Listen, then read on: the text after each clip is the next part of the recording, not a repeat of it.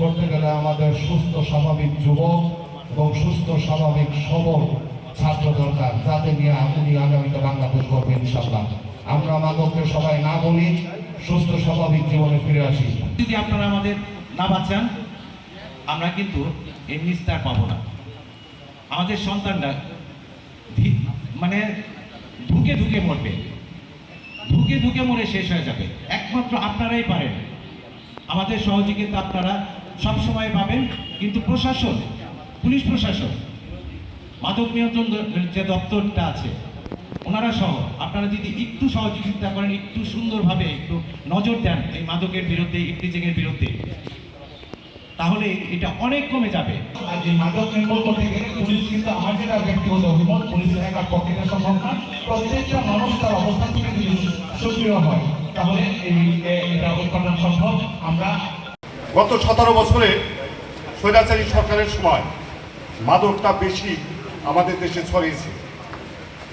তখন একটি কথা আমার মনে পড়ে, ঝিও থানায় একটি ছেলের জন্য নারায়ণগঞ্জের এমপি সাহেব শামীম ওসমান টেলিফোন করেছিল ছেড়ে দেওয়ার জন্য। শুধু আজকে বানেজুরি নয়, সারা বাংলাদেশেই মাদক আমার যুব সমাজ নয়, আমাদের সমস্ত প্রশাসনিক থেকে শুরু করে প্রত্যেকটা আনাচে কানাচে ঢুকে গেছে।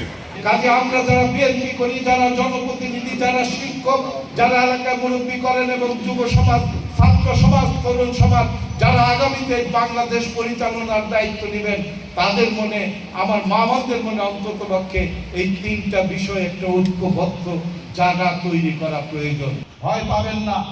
আপনারা যদি না পারেন, ওই বিপদগামী যুবক, ওই বিপদগামী ছাত্র ছাত্রীদের নাম ঠিকানাটা আমার কাছে পৌঁছে দিবেন।